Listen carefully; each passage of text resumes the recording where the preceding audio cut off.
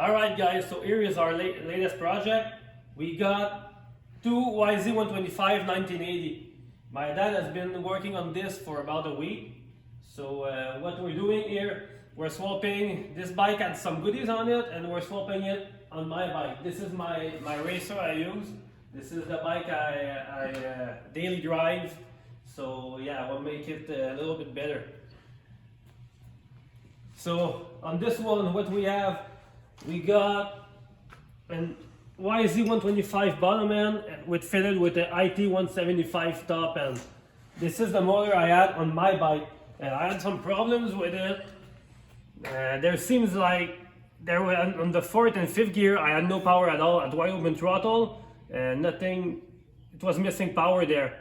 So what we tried to do, it was on my bike it had a YZ125 carburetor. So we found an IT carburetor, we fit it there, and we'll do some tests with it and try to jet it properly for this engine.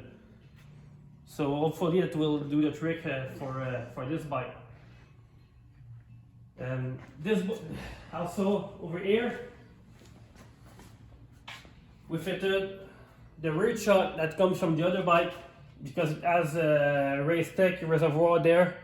Also, we'll be swapping the front end. This is, I believe, from an 84. It's got bigger tubes, so we'll be fitting that on my bike and swapping the front end from this one to the other one. So yeah, that hopefully will make my bike better handling. We also got a PFR pipe that will fit on my bike. At first I wanted to keep my IT175 engine, but because of the PFR, the exhaust here is a smaller diameter, so I can't use the IT175 top end with this pipe. So yeah, I decided to use the original YZ125 engine, and this is the engine that comes from the other bike right here. We opened the top end and as you can see, this one is blowing up pretty bad here. I wanted to use this cylinder. This is the cylinder that was on it. But as you can see, it's pretty rough. It's welded here, welded there. I wanted to use this one because it's got some aggressive porting inside. So I wanted to use that one. But it's on the last oversize already. And with the welds and everything, it's not a good idea. So I found this cylinder in my own stuff, and it's 0.75 oversize already. But yeah, I ordered the piston, and we'll use this cylinder to rebuild the engine. So this engine will have a complete rebuild, and we'll put it back on the bike for this summer. This is the fuel tank I had on my bike. It was leaking last summer, so I tried to do some repair on it. I put some GB weld there, tried some repair over here on the insert, but yeah, it just lasted the summer, and so I need to find another solution. So I got another fuel tank I found right here. I'll be using this fuel tank instead, which is very nice. I also found in my own stuff. Also, we got some new side cover fit. They are from these plastics. We'll be using the original, the same front fender. And we'll be changing the front plate too, because this is the one I had, and we found this one. So we'll be using this one too.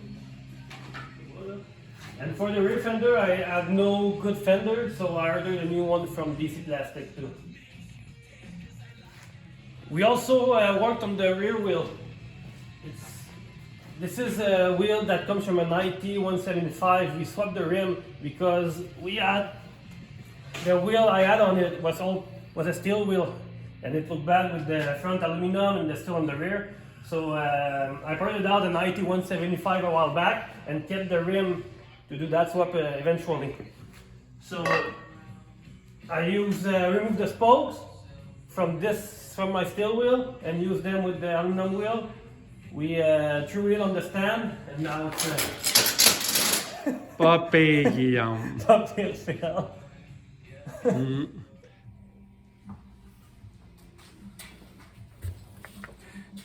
Today we'll be disassembling the engine. I removed the head here. Got a bad surprise with the cylinder. It's been welded here and there. I also measured it. I measured the cylinder and it's the last oversize. So yeah, with the poor shape of the cylinder, we'll need to get another one. Also, the piston had damage. So yeah, that was sold to me as a running engine, but obviously it's this one is blown up.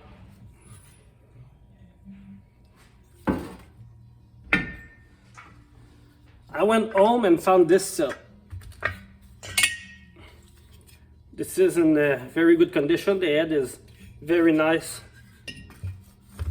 Also, the cylinder is 0.75 over, so it has some life left in it. So we'll be using this cylinder with that head. So today what we'll do is complete the disassembly, and then we'll send the cylinder to the shop I deal with to match the piston to it, and send the crank to change the rod. I got a Pro X connecting rod here, which in my opinion is pretty much the best we can get, as close to OEM.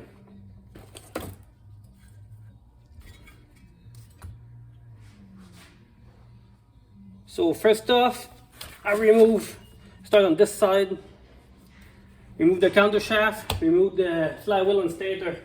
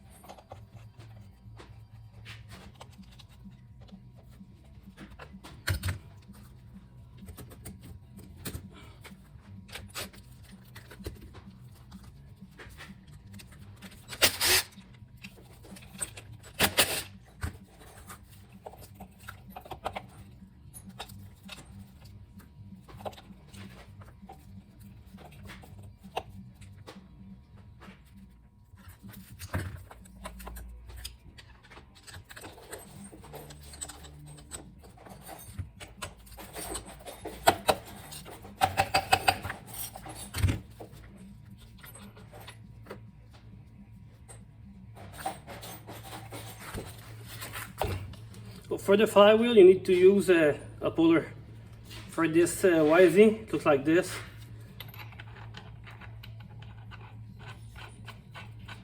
So you just screw it in and tighten it.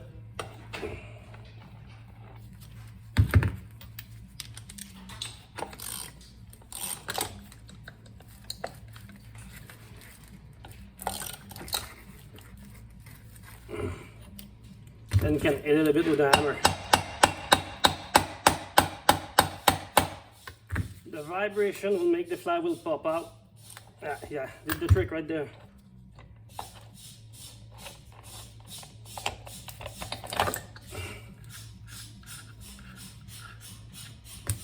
I like to stay organized, so everything I remove, I put it in Ziploc bags as soon as I got in my hand.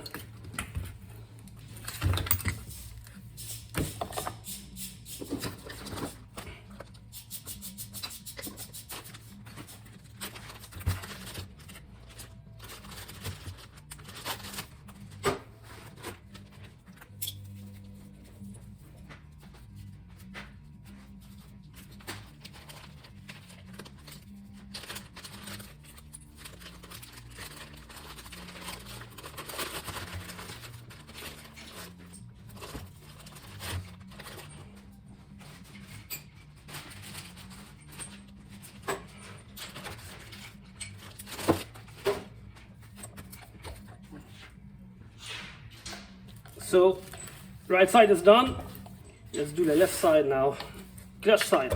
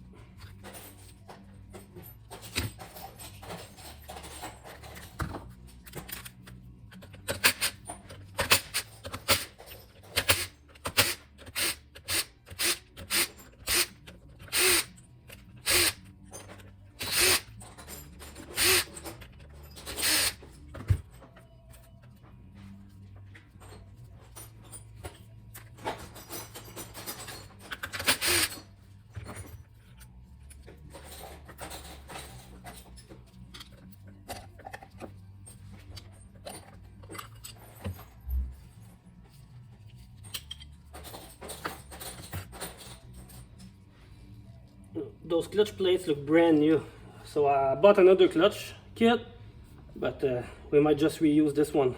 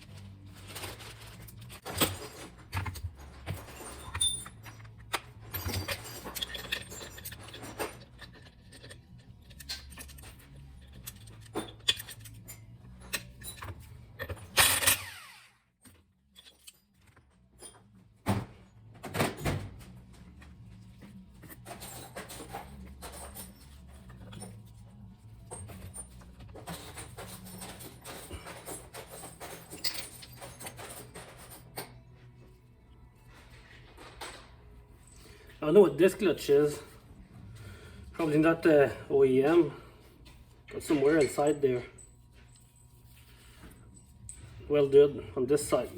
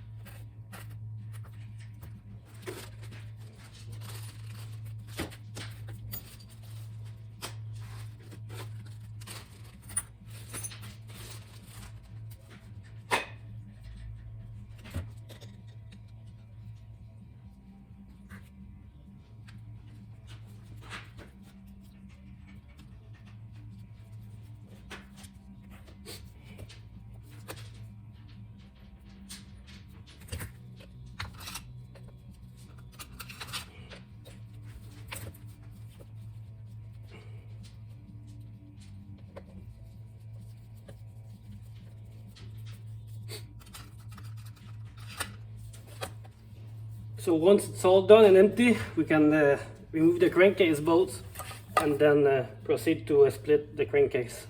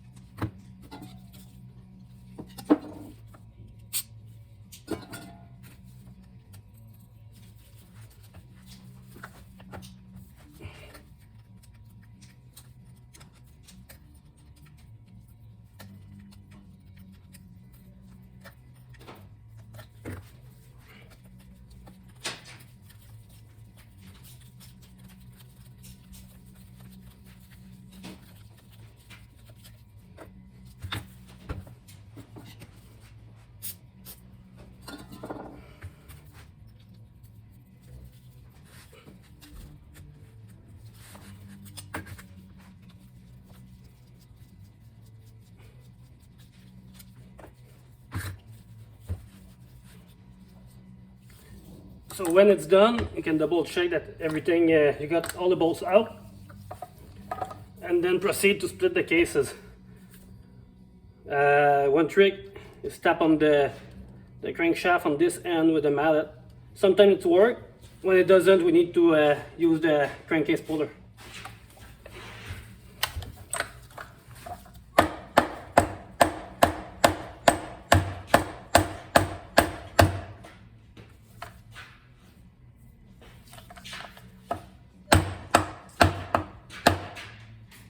No, not this time. So we'll be using the crankcase puller.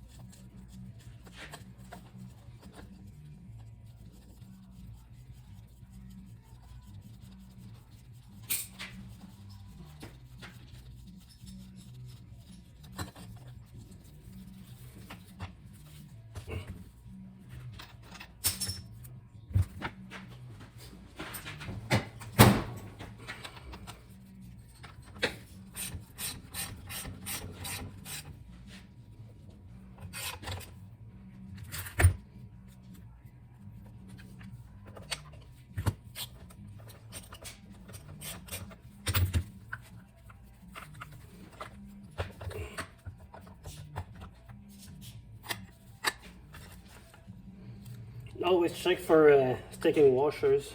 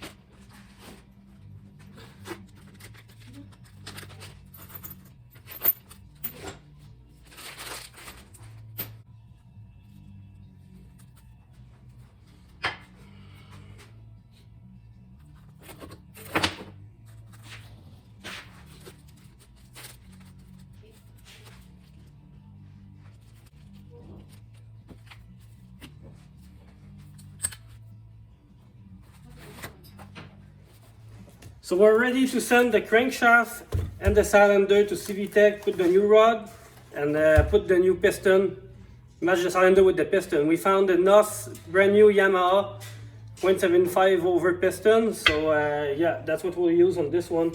In the meantime, we'll clean everything up, and then we'll be ready to assemble the engine.